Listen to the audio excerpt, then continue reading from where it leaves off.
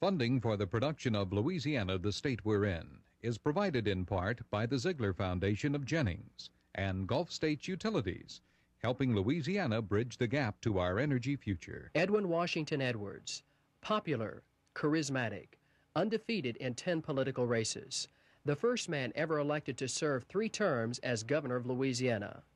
Now he's made history again, the first sitting governor of Louisiana to be ever indicted by a federal grand jury. Edwards insists he's innocent, but political leaders all across the state say the shadow of controversy that has followed Edwards throughout his career has now cast a dark cloud over Louisiana. Tonight, a 1-hour special, The Indictment of a Governor.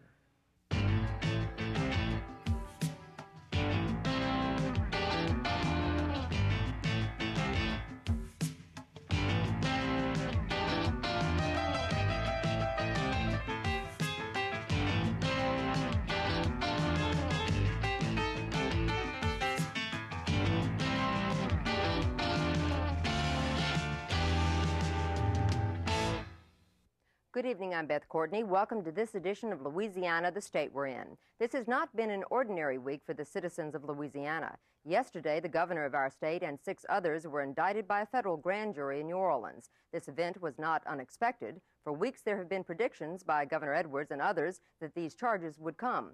But with these dramatic events unfolding, there are concerns and questions that need to be answered. Tonight, we will expand our normal program by 30 minutes to allow us additional time to examine some of the implications of this legal proceeding.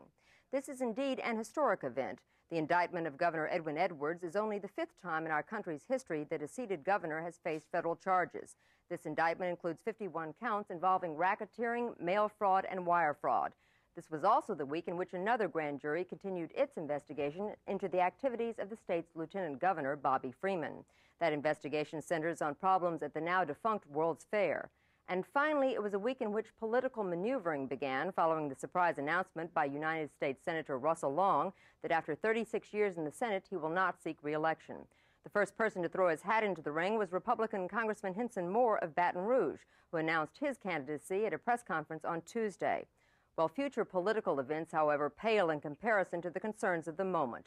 The indictment of Edwin Edwards has dominated headlines and newscasts across the state. Today, the governor held a press conference to respond to the charges, and it was vintage Edwin Edwards. I don't cry and I don't sigh. This will be over with by and by. But it's my duty and obligation to make a statement to the people of Louisiana, and I choose this means by which to do it. I think it necessary, however, for me to say to the people of this state that for the past 12 years, I have been subject to 11 grand jury investigations. These investigations were undertaken by Republican U.S. attorneys and lately by the Republican District Attorney in Baton Rouge. In each instance, it appears that the proceedings commenced as an investigation of me in some kind of effort to find wrongdoing, rather than in the traditional and accepted manner for which our legal system was engineered, the investigation of wrongdoing, and then an effort to find the wrongdoer. Finally, I recognize that everyone will have some opinion as to what course of action I should follow. Some will suggest that I resign. Others will suggest an all-out war against the U.S. Attorney. And between those 2 extremes, however, I think most concerned and decent people will recognize that the state needs continued leadership and that an indictment is not evidence of guilt. A presumption of innocence exists for everyone unless and until replaced by a verdict of guilt. There will be much speculation, accurate and otherwise, about what effect this will have on the state and its development. Certainly it is not positive. On the other hand, other states have suffered the same situation, and I do not believe it inaccurate to state it has not left a permanent blot on the state's history or its people. After all, it is not the state or the people. This indictment results either from mistakes which the Republican U.S. Attorney has made or from mistakes which I have made. We will not know which of us is to blame until the trial has been concluded, although I know I did not make the mistake. If the mistakes are his, then whatever damage the state suffers must rest at his doorstep. However, he will pay a very small price for his mistake, since he is an appointed official will not lose his salary, his license to practice law, his position in government, or his standing in the community. Rather, it will be accepted as part of the process in which he has played a major role. His life will go on. On the other hand, if it is found that it is I who made the mistakes, my family and I will pay an awesome price. I will be required to repay monies that I legitimately made in ventures that I was engaged in before I became governor. I will lose my license to practice law. I will resign my position as governor. My reputation, honor, and impressive record of valuable public service going back for 30 years, and my liberty will be stripped from me. And I will plummet instantly from an enviable life to a miserable existence. Even when found innocent, the price I will pay for these proceedings cannot be measured, and it will mark me for the remainder of my life in one way or the other. Edwards went on to say that he would resign if he were convicted and not wait through the lengthy appellate process. Well, the indictments of Edwards and 6 others come after a lengthy investigation. It is certainly necessary to point out that indictments are not the same as convictions, that they are charges that must be proven in a court of law. And Robyn Ekings has a report on the substance of the charges that have been leveled by the federal grand jury and U.S. Attorney John Volz. Well, Beth, early in the week, the governor's lawyers traveled to Washington to meet with members of the United States Justice Department to discuss the federal probe. At a news conference on Tuesday, the governor told reporters that his attorneys had not been told that an indictment had been prepared. He did add, however, that he would not be surprised if that was the outcome of the investigation. The charges against the governor are lengthy. They accuse him of using his position as governor to profit from private business dealings. For weeks, it had been rumored that Governor Edwards would be indicted as a result of a lengthy federal probe into his involvement with various health care projects. The 51-count indictment accuses the governor of profiting from a hidden interest in a business that was seeking permits from the state to build hospitals and nursing homes. 6 others were also named in the indictment and are charged with participating in the scheme. Former State Health Department Undersecretary Ronald Falgout and James Willey, both top officials in the company in question. The governor's brother, Marion Edwards, Shreveport businessman Gus Majalis, a friend and financial supporter of the governor's, and New Iberia architect Perry Segura. Also indicted was the governor's nephew, Charles Isabel. I think the charges speak for themselves. I think that we have certainly sufficient evidence to convince any jury that the defendants are guilty beyond a reasonable doubt, because if not, we could not in good conscience have sought this indictment. The governor is named in 50 of the 51 counts in the indictment, which include conspiracy, mail fraud, and wire fraud. Conviction on all counts would carry a maximum prison term topping 200 years and thousands of dollars in fines. U.S. Attorney John Volz also says the government could seize millions of dollars in profits under a federal racketeering statute if the alleged conspiracy is proven. We're talking about seizure of all of the ill-gotten gains, and the RICO statute enables us to do that and to trace. The FBI has traced much of the benefits derived from the racketeering, and we fully intend to recover all of it. Governor Edwards, who has maintained his innocence throughout the federal probe, would not comment on the charges during his first public appearance following the indictment. Having just returned from completing a physical examination, he had only this news for waiting reporters. I don't have anything else that I can say now. It certainly was not unexpected. On the other hand, we'll just wait and see what it says and proceed from there.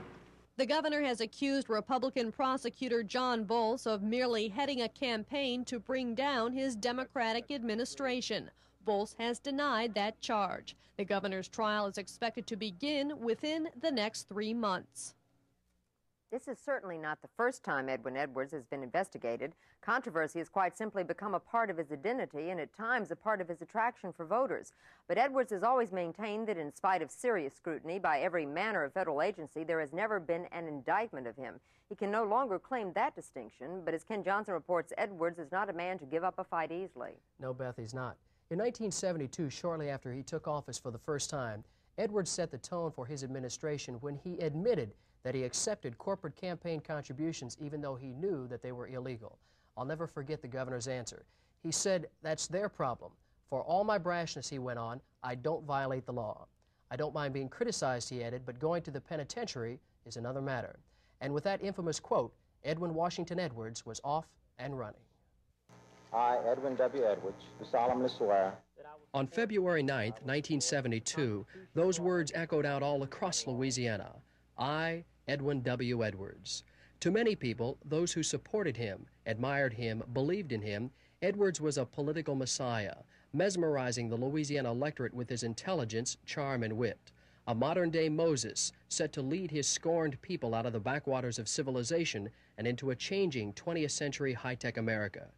Surely if anyone could change Louisiana's maligned national image, it was Edwin Washington Edwards. He was seen as a born leader, the son of a sharecropper, a poor boy who made good, the first French-speaking Catholic governor of Louisiana in more than 100 years. It appeared to be fate. Edwin Washington Edwards, the beginning of a new political era in Louisiana. But today, more than a decade later, critics argue that Edwards has not changed politics, he's only refined it, bringing new meaning to those age-old Louisiana traditions, political favoritism, cronyism, and get-richism. The check was cashed on December of 1971. That's not damaging to me because no matter when it was cashed, I wasn't the recipient of the funds, and he doesn't say that in the article. He tries to come to that conclusion. I don't think any fair-minded person could read the series of articles and look at the headlines and the editorial policy of the state's item and not come to a conclusion that a deliberate, concerted effort has been made through the years. They haven't succeeded. And up until now, that's one of the failing elements in a lawsuit. I just can't show any damage. Nobody in New Orleans, according to the polls, believes them. They don't impress anybody. I can't get any people writing me saying I saw in the state's item that you were a crook and therefore you're a crook. I mean, during his first 2 terms in office, Edwards was plagued by controversy. It followed him like a shadow. Always questions about his gambling, his private life. There was Koreagate, Brilab, and investigations into his ties with friends and former business partners. Controversy stalked Edwin Edwards. It always seemed to overshadow his accomplishments. Here was a man who had served as Crowley City Councilman, state senator, congressman, and then governor. A man never defeated in 10 political elections. As kingpin of state government, Edwin Edwards and Edwin Edwards alone called the important shots. He was the moving force behind the new state constitution. He built bridges and highways. He brought jobs to Louisiana. In 8 years, Edwin Edwards accomplished a lot, more probably than most people will ever remember. Because long before these plaques began to rust, Edwin Edwards' reputation was tarnished by controversy. I'm going to say again, and I hope it's the last time, the open hearings which will be held in Washington will convince any fair-minded person that the procedures which seemed so bizarre and unbelievable when I first talked about them a year ago were in fact not unusual, that no one had any reason to believe at the time that T.S. Park was a representative of any foreign government, and I still do not have any reason to believe that. And what I have told you about my relationship with him, which I have learned during this investigation, much of which I did not know at the time I first talked about it, which some of you do not believe, are nevertheless exactly the facts. Today, years later, some people still do not believe Governor Edwards' side of the story. In 1977, South Korean businessman Tungsan Park was indicted by a federal grand jury for conspiracy to bribe congressmen, defraud the U.S. government, racketeering, and mail fraud. It was all part of a much publicized case known as Koreagate. At the time, Park was accused of giving money to over 30 politicians, including Edwards, and 3 other Louisiana congressmen, John Breaux, John Rarick, and Otto Passman. Do you think any of your testimony can incriminate Congressman Passman? But I'm here to give the truthful testimony, and that's my job. What would the truthful testimony be? Did you give him $200,000? But, you know, I don't want to prejudice congressman's rights to a fair trial, so I better not. I believe so. Now, according to federal prosecutors, Park was the central figure in an extensive influence buying scheme aimed at getting the U.S. government to buy rice from South Korea.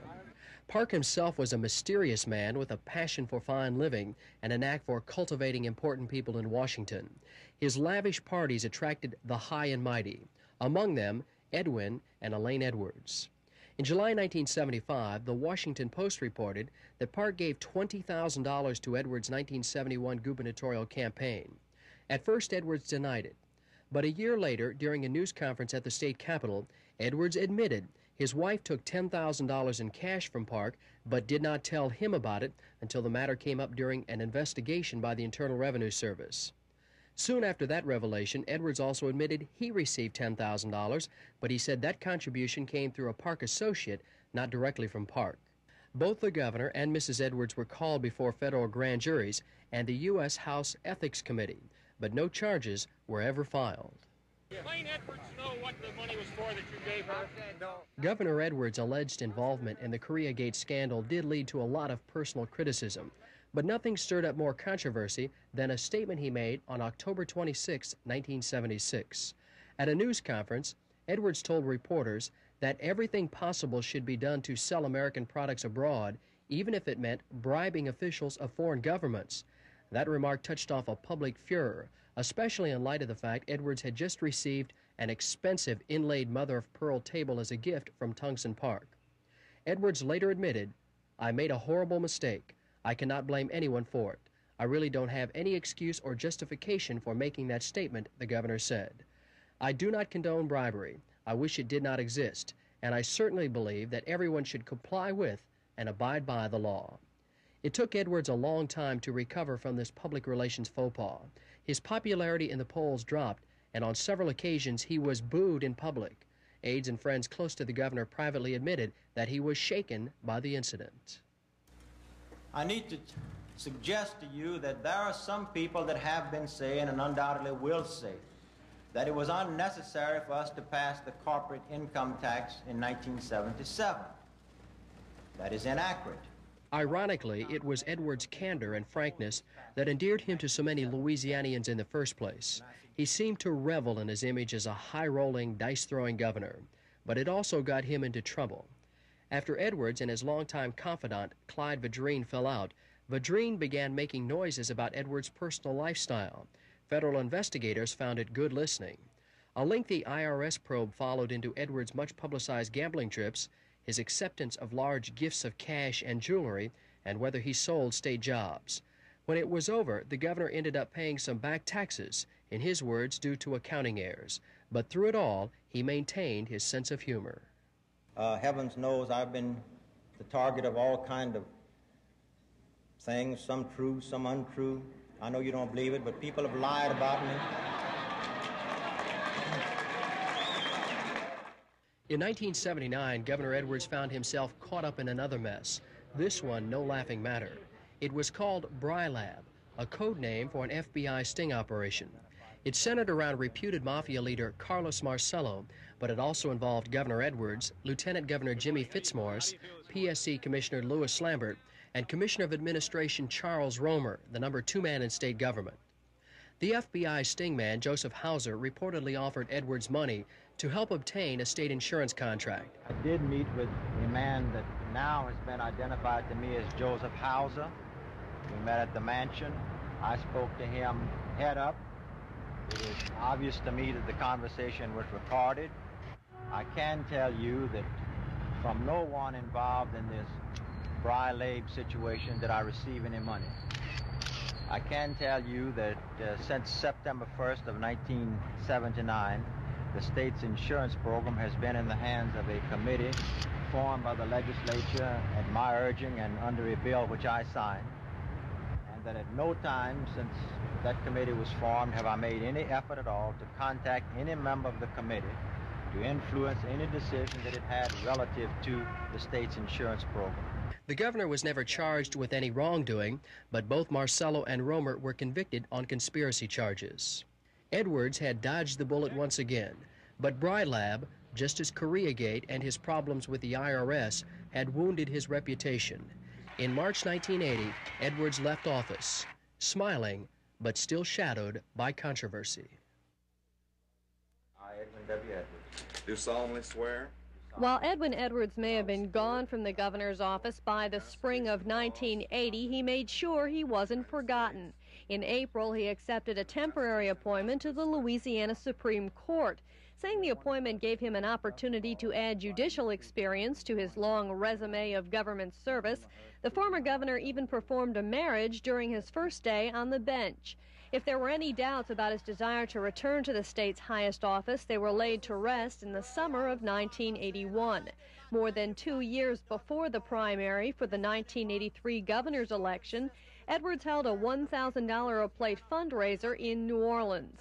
There, he proclaimed the Republican administration of Governor Dave Treen a failure and announced his plans to make a bid for an unprecedented third term.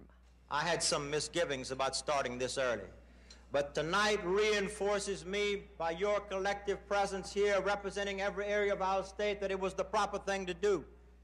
And I would say to those who say it's too early, you may miss a good seat on a good train. A high-energy, high-spending campaign took Edwards to every corner of Louisiana. He promised to solve the state's growing financial and unemployment problems, and he promised to project a new image, an image of an honest governor. While his Republican opponent attacked his past history of federal investigations and questionable financial dealings, Edwards continued to maintain that he had never broken the law, that he had merely been the frequent target of political foes.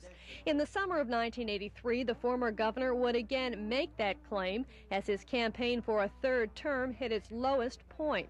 A federal grand jury in Baton Rouge that had been investigating a controversial tax shelter savings program for state employees completed its work. Although there were no indictments, the panel issued a highly unusual report criticizing Edwards' handling of the program while he was governor. The grand jury charged Edwards with manipulating the investment program to funnel money to friends through a private firm known as Deferred Compensation Corporation of Louisiana. It's very obvious that there was no finding at all of any wrongdoing or illegality, as I think it's fair to say that I would have been indicted in New York second if the basis for such an indictment could have been found. Not being able to do that, the Republican United States Attorney has chosen to use the grand jury to divulge information received during the investigation and to comment on a state program. And I don't think any legitimate government function was served in this kind of an action. It isn't for a grand jury or the United States Attorney to make comments about state programs in the absence of illegality. It is for the voters and the people of this state to make determinations about programs. Although some expected the grand jury report would hurt Edwards' support among the voters, within 2 months, the former governor's campaign was going stronger than ever.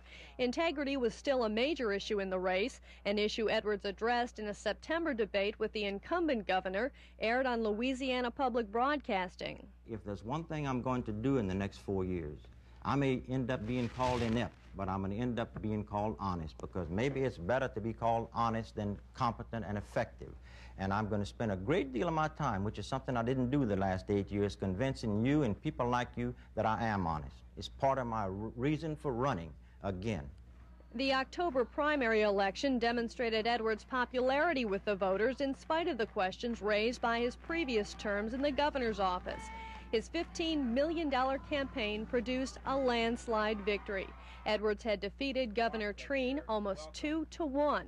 And he used his victory speech to lash out at his opponent's campaign tactics. For 2 years now, they have used every device, legitimate and otherwise, to expose me to ridicule and shame. They have tried to indict me. They have called me names. They have whispered things about me in corridors. They have spread rumors that were malicious and vicious and without foundation. They prepared and publicized in repeated television and radio and newspaper ads an indictment of hundreds of unfounded charges, and I was glad to let the greatest jury in the world, the people of Louisiana, make a decision, and we won. It was just a few months after taking the oath for his third term that Governor Edwards took the action that would trigger a new federal investigation. Saying the state's plan for allowing hospital and nursing home construction needed revision, the governor ordered the Department of Health and Human Resources to withhold approval of applications for new health care projects for 90 days while a new plan was written. That meant all permits allowing hospitals and nursing homes to be reimbursed by the federal government for thousands of dollars in services would be put on hold.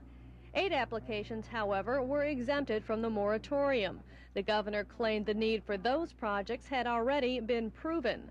All 8 projects were given permits, 5 of those going to a company owned by former Health Department Undersecretary Ronald Falgout, a friend of the governor's.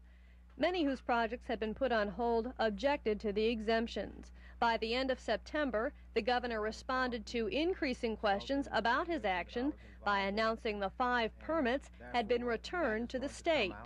And so to set the whole matter at rest, not because it was the wrong thing to do, not because the nursing homes are not needed, not because I didn't have the authority, but as I said before, to bend over backwards one more time to try to make it to show you that I want to be as fair as possible and that I'm not going to favor people against the public interest.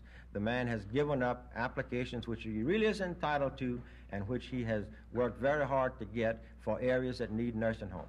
In addition to that announcement, the governor revealed that while out of office, he had received legal fees from Falgout's company, Health Services Development Corporation, for helping the company acquire other health care permits. Edwards said he had been paid $1 million for his services. Far from putting the matter to rest, the governor's announcement only added to the controversy. In November, the governor was called to testify before a federal grand jury in New Orleans. After 4 hours on the stand, Edwards told reporters he was confident he had done nothing wrong. I cannot fathom why anybody would think I have a problem. They may think I have a bad policy, that I made a mistake, that I should not have done what I did, but I cannot fathom how anybody could think that I violated any laws which would bring me to this point today. I never have been able to see that. Also, while on the courthouse steps in New Orleans, the governor told reporters that his fee from Health Services Development Corporation was actually closer to $2 million than $1 million. In a January appearance before the Baton Rouge Press Club, Governor Edwards maintained his claim of innocence, but he appeared less confident about the outcome of the federal probe. If indicted, said the governor, he would not resign. The worst possible scenario is the remote likelihood of an indictment and the less likelihood of a conviction. And even if that happens, we have to understand that that takes a number of years, and you can quote with certainty that I'm going to, while that might affect my bid for re-election, it isn't going to affect my term of office, and therefore everybody might as well just settle down and recognize that we have serious problems in the state, and I'll let the speculation and the rumors go to those who are experts in that area, and I'll go on and try to do the best I can with my job. This week, Governor Edwards' lawyers were in Washington to discuss the investigation with members of the U.S. Justice Department. Although it had been rumored that an indictment against the governor had already been prepared, Edwards said his lawyers had not been told that. The governor again pledged to stay in charge of state government, no matter what the outcome of the investigation. I might tell you that if I do get indicted, I'm going to let the lawyers handle the case, although I intend to participate in the trial as an attorney, making some portion of the argument to the jury if it gets that far. But they will be handling that aspect of it, and I'm going to continue running the governor's office. But the governor's legal problems don't stop with this probe. Several other investigations are underway involving both political and business dealings the governor has had. A federal grand jury in Baton Rouge is reviewing a decision made to cancel a state audit of royalties paid by Texaco. While out of office, Governor Edwards was hired by the company to serve as an attorney. The U.S. Attorney's Office in Baton Rouge is also reviewing records of state land purchases and possible connections to contributors to Governor Edwards' campaign. In both these cases, Edwards has predicted the most investigated governor in the state's history, as he has called himself, will be found to have done nothing wrong. Well, the trial of Edwin Edwards may give much of the state a quick education in the federal court system. To discuss some of the subtleties that the layman may not be aware of, we have with us in the studio former U.S. Attorney and current criminal law professor Cheney Joseph. Well, Professor Joseph, the statement has been made time and time again, and everyone is quick to point out that an indictment is not a conviction. When you were a U.S. Attorney, how did you view an indictment? Was it just a charge? I think that's, yeah, I think that's correct. It's just a charge. It's a formal accusation that's brought by a grand jury, and of course it's the required procedure if the federal government is going to bring a serious charge against an individual. Was the grand jury just the tool of the prosecutor? Well, people like to say that. I'd prefer to view the grand jury as exercising some independence in terms of determining whether or not charges should be brought. There's no doubt that as the legal advisor for the grand jury, the United States Attorney is going to have some influence over the grand jury. And of course the United States Attorney makes the presentation of evidence, and he makes the submissions which the grand jury considers. So they really just hear one side of a case? That's correct. Of course there's no doubt that in a grand jury setting, only the government has the right to present evidence. The defendant is not entitled to have counsel before the grand jury or to present evidence to the grand jury, unless the government invites the defendant to make submissions. Which is not usually to their advantage, but I would say that the charge has also been made that this is a political investigation. In one sense, we cannot necessarily know that ourselves, but we can say that this case, a case of a public official, is treated a little differently than the average citizen that might be indicted. And what happens in Washington? Why do you go to Washington for review?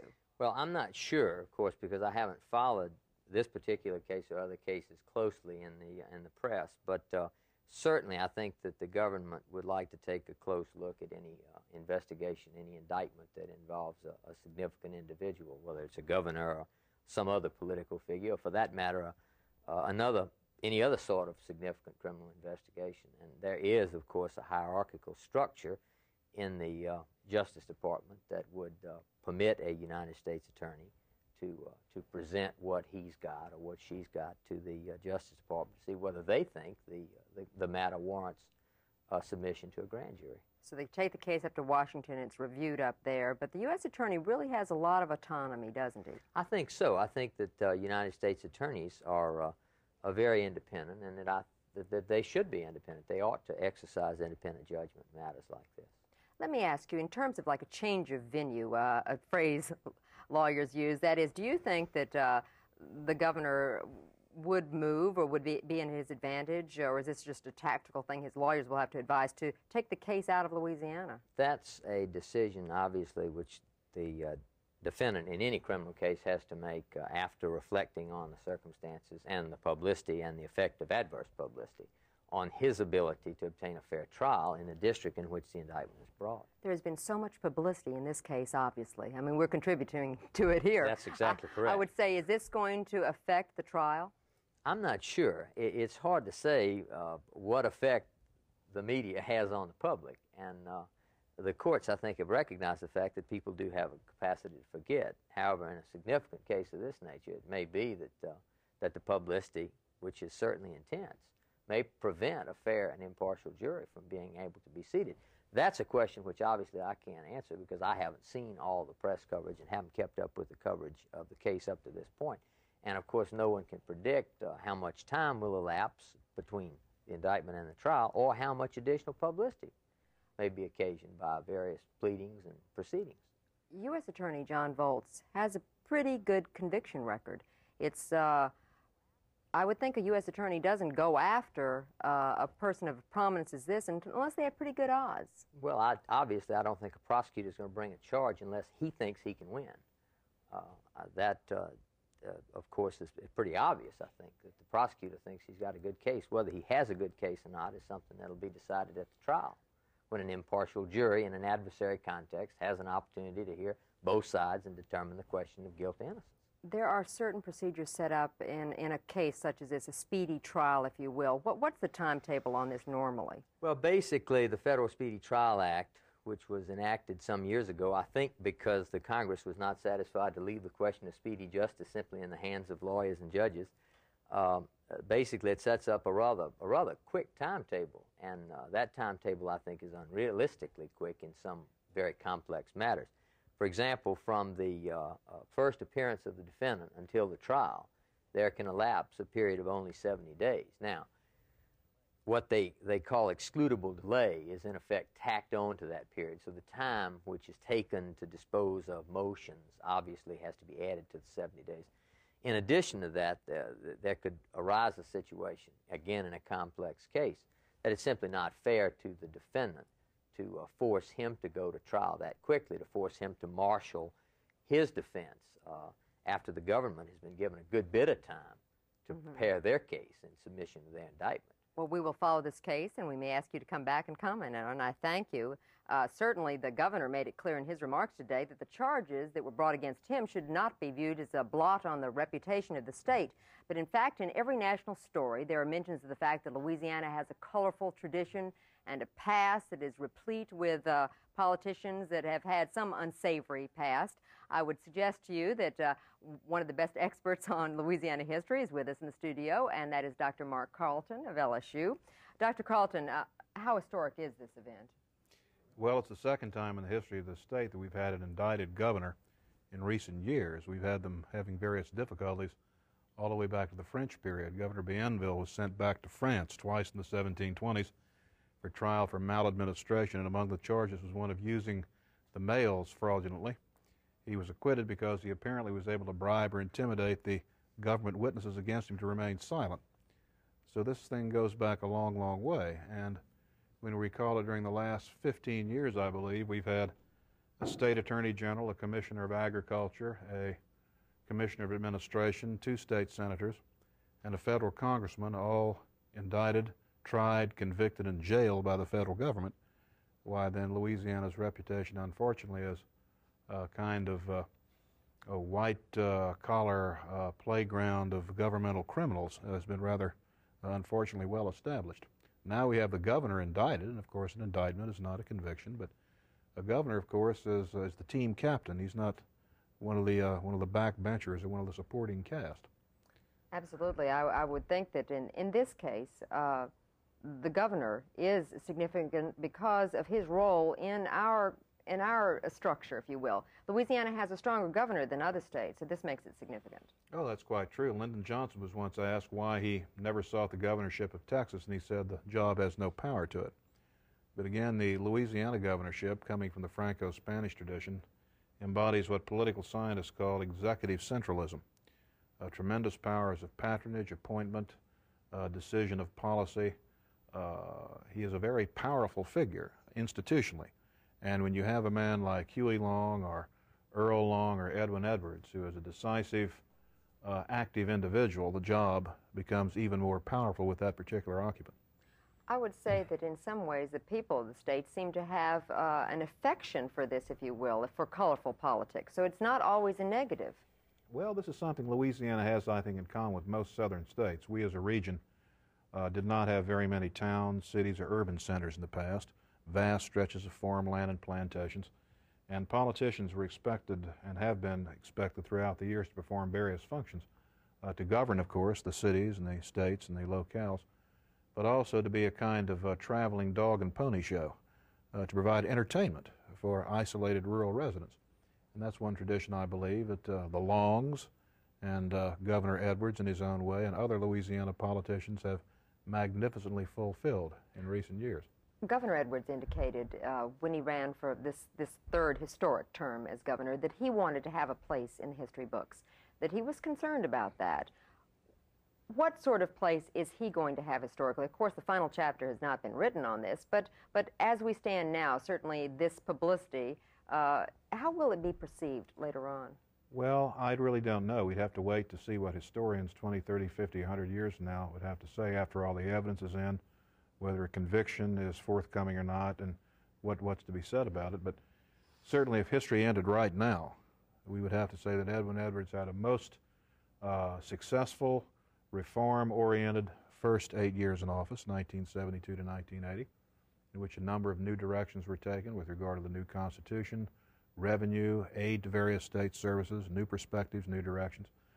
But that as of now, he is certainly under something of a cloud, not only because of the indictment, because of the difficulties in getting his tax package through the last legislature, and a seeming diminution of what I would call pizzazz or charisma or effectiveness that seems to have plagued him since he came back into office. Dr. Carleton, thank you for those perspectives.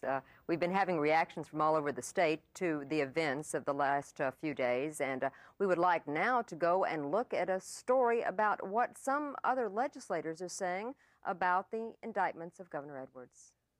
When the indictment was handed down, it was an overcast, rainy, dismal day. It matched the mood of a lot of people at the state capitol. Everywhere the reaction was the same. A sad time for Louisiana, a dark day in her long history. It was almost surprising not to see flags flying at half-mast. News of the indictment of Governor Edwards and 6 others spread quickly. Most people say they were not surprised, yet when it sunk in, Edwin Washington Edwards, one of Louisiana's most popular governors ever, indicted, it came as a shock to many. Edwards is only the 4th governor in U.S. history to be indicted on federal charges while in office. Despite the serious accusations against him, Edwards has vowed to stay on the job, even though some legislators and congressmen are calling for his resignation.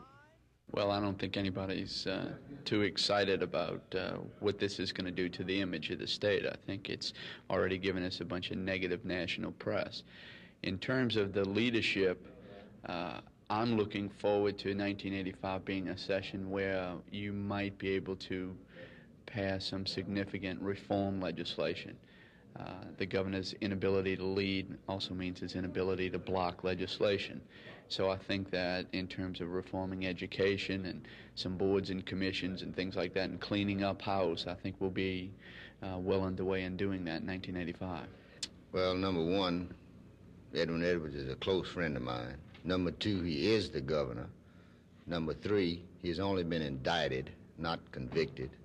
And number four, we have a lot of work to do to try to get this state back on its feet economically. We have high unemployment. We're faced with a multitude of problems. And as far as the legislature being affected, we're sure a lot of us, especially those that are close to the governor and his family, are saddened by it. But a lot of us are supportive of the governor, politically, personally.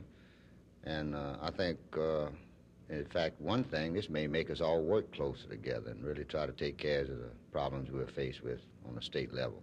Well, right now, I think the legislature has to get about the business of the state of Louisiana now. And we've had a gloomy day, and it's time now to pull together, as legislators should, and start worrying about our constituents and worry about the business of the state as a whole. We've got some deficits to worry about. We've got to find some revenues. Although this is non-tax year, we've maybe had to cut the budget, etc. There's going to be some in-house fighting and things like that, I'm sure. But I think the most of us realize that we have to continue the business of which we were elected to do. I think basically as it stands right now, I don't see there's going to be that much of a difference in impact in reference to the House membership. I think the House is going to conduct its business as usual. More so in the sense that now we're going to have more responsibility, and we're willing to face up to that. And also, I don't see where the House is going to turn off the governor in the sense of not listening to what he's saying, because there are going to be some good ideas that's going to be coming from the administration that we should adhere to. There's no question about it. But I think we should be responsive in what we do. Do you feel he should step down? No, not really, because everybody has a due process, and I think as long as it's in due process, I think we should continue the way we're going. Do you feel the state would be paralyzed at all? Representative Riley last week said that he felt the state is really caught in a stranglehold at this point. I disagree with that. I totally disagree with that. And I think we have the ability in the House and in the Senate to take the necessary means to keep the state rolling. Reaction from Louisiana's congressional delegation was also quick in coming. U.S. Senator J. Bennett Johnston called on the people of Louisiana to pull together. In a prepared statement, he said, "As Louisianians, we've got to be very disappointed, a little angry, chagrined, embarrassed, and especially disappointed to think of the months of trial and adverse publicity the state will have to undergo." Republican Congressman Bob Livingston also had some harsh words. Livingston accused Governor Edwards, quoting now, of tiptoeing around the edge of illegality on too many occasions. He said it's time for Edwards to resign. Late this afternoon, Louisiana's other Republican Congressman, Henson Moore, had this to say. Personal reaction is one of I won't say surprised. We've all been hearing so much about it. I guess we weren't surprised. I was unpleasantly surprised, I suppose. I guess we all would have hoped that maybe something would not have come of this. This doesn't help our state. And again, I say you don't wish that even on your worst enemy. And he is not an enemy of mine. Matter of fact, he has endorsed me for re-election twice when I have run for Congress. We've never gotten in each other's way. We've always worked together. And so I didn't want to see this personally happen to him, but even more so, I didn't want to see it happen to our state. And so I was surprised in an unpleasant sort of way and feel like that we've now hopefully bottomed out and can start moving up. But I think I'm fooling myself when I say that. I really believe that the 90 days between now and the trial and the weeks and months or however long it takes for a trial and the appellate process will unfortunately keep this in the press's eye nationally. How will the indictment of Governor Edwards affect Louisiana? And more specifically, how will it affect the Louisiana legislature? Tonight, some answers. Joining us in our studio is Representative Woody Jenkins of Baton Rouge. Representative Jenkins, in the months leading up to the actual indictment, it was said by the chairman of the House Appropriations Committee, Representative Kevin Riley, that the state had been in a state of paralysis for the months the investigation was going on, waiting for something to happen. Do you agree with that, and where do you think the state is now, the legislature is right now that the governor has been indicted? Well, of course, the state government will continue to function. We've got over 100,000 state employees, counting the school teachers. They will continue to show up for work. The legislature will meet. In that sense, we're going to continue to exist. Now, certainly, every state needs leadership, and we won't have nearly the leadership that we've had before in terms of having a powerful governor. Now, I don't think that's altogether bad, however, because our governors have traditionally been too powerful in Louisiana. When Dave Treen was in power, he was greatly criticized for not being strong enough, and yet, as a member of the legislature, I felt we functioned very well. There was a good system of checks and balances. I think that will exist again. The worst thing is that when you have a governor, you need a moral leader, someone who will set the proper tone for government, someone who will be an example. And, of course, as long as this matter is hanging, that will be in question. Well, certainly it is often said at the legislature, however, that without somebody perceived to be in charge, that is the governor or some other strong figure, that the various factions within the legislature will all go in their various individual directions, and you will end up accomplishing nothing. What do you see in the upcoming session? Are we going to have somebody come in and assume a powerful position, or is the governor among the legislators still going to be perceived as being a powerful I don't see that force? as a problem, because we have a committee system that considers bills. They act favorably or unfavorably on a bill. It gets to the House floor. If it gets 53 votes, it passes and goes to the Senate. If it doesn't, it fails. It goes to the Senate and is considered in due course. So legislation, the flow of legislation and the flow of the appropriations bill, those things will continue. And the fact that Governor Edwards is in serious legal trouble right now is not going to stop that. Representative Jenkins, to your way of thinking, should he resign? I think the best answer for that has to come from Edwin Edwards, because he's the only one in his own heart and mind who knows whether he's done something that is not of the caliber that we would expect from our governor. And if he has, and he knows that in his own mind, then I think he should resign. But if he's convinced that he's been right, that he's just misunderstood and misrepresented, then no, I think he should hang on to that position and stand up if that's what he believes. But the problem is, if he really knows he's wrong, he may not make that decision himself. So we'll have the judicial process ultimately make the decision. Well, obviously, there has been a lot of posturing, a lot of partisan politics, Republicans saying that the Democratic governor should step down. But by the same token, they make some very good points that Louisiana has received another black eye at a time when we can ill afford it. We still have high unemployment. We still have a multitude of problems. How do you perceive this from a national image? Is it going to further hurt us? Well, obviously, it's hurting us a great deal. Right now, frankly, we're the laughing stock of the nation. If you watch the national newscast, you'll see all of the worst elements of Edwin Edwards put together and presented to the nation. And I've been a critic of Edwards. I've disagreed with him on scores of issues, but I think some of that coverage is far-fetched, biased. But on the other hand, we have to face it. It's a reality, the fact that this coverage is occurring. So we've got some problems in that regard. What we're going to have to do is stand up for it. I mean, I think there's a great misunderstanding. I'm a critic of our government, but yet Most people in state government are honest. Very few are dishonest. Most state workers are working hard trying to do a good job. The fact that some people may do wrong, and we know we've had some in state government, does not mean that this is a corrupt, wicked, crooked government, because in my years in government I haven't seen much of that. But when you have a little bit of it, naturally, and it gets attention, it taints everything else. Now, I think Edwards' problems stem from more than these legal problems. You know, he's had the largest tax increases in state history that he led and passed through the legislature last year. We had his statements on religion where he denied the resurrection of Jesus Christ. That hurt him tremendously. His attitude, that has hurt sometimes. So True, it's but that's not going to legal send problems. him to jail. It won't, but it all serves to diminish his power, to diminish his influence. And so I think we need to keep that in mind, too. I wanted to get back to a point about what's happening for the state. Not only is it crucial that nationally we have a strong image at this time considering our economic situation, but there are several reforms that have been talked about that the governor has talked about supporting in education, prison reform. He still earlier this week says he intends to go ahead and push with legislation to address two of these problems, among others.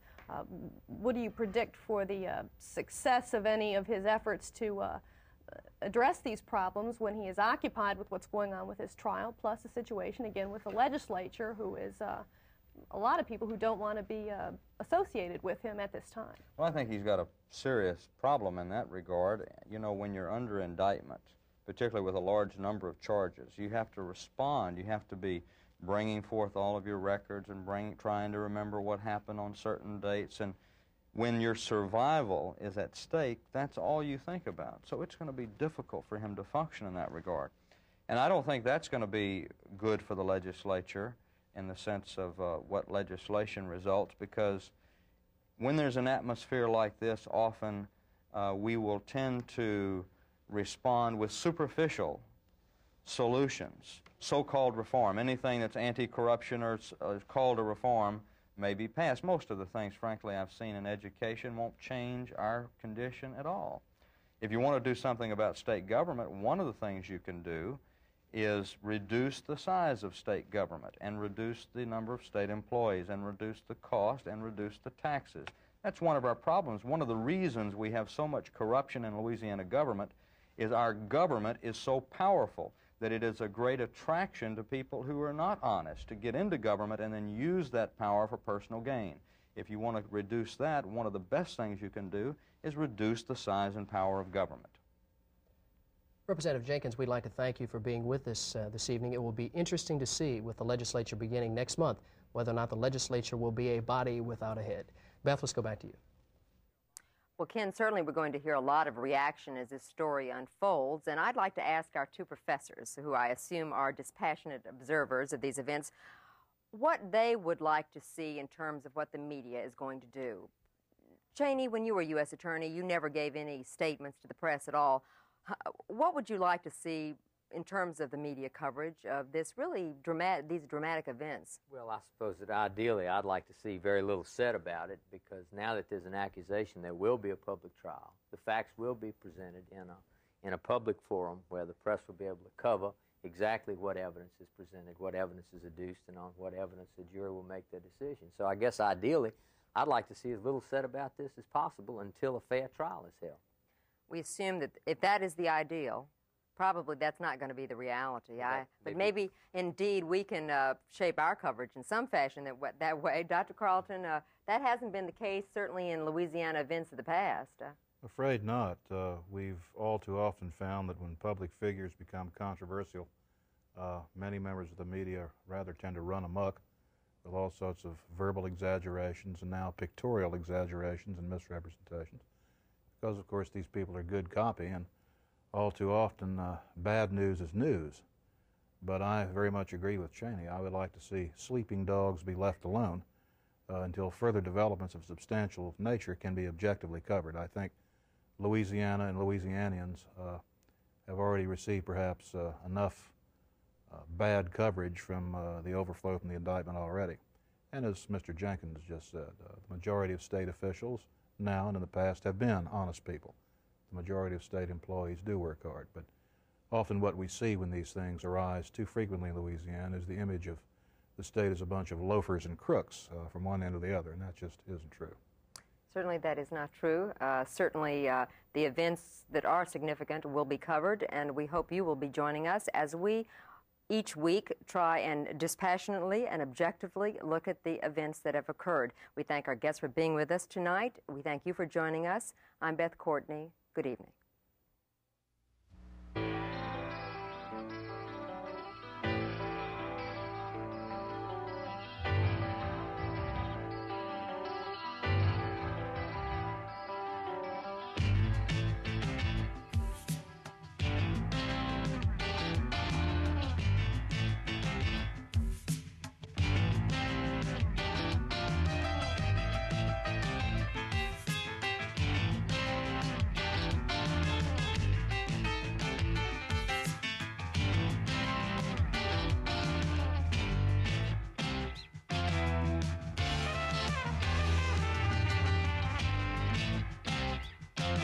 Funding for the production of Louisiana, the State We're In, is provided in part by the Ziegler Foundation of Jennings and Gulf States Utilities, helping Louisiana bridge the gap to our energy future.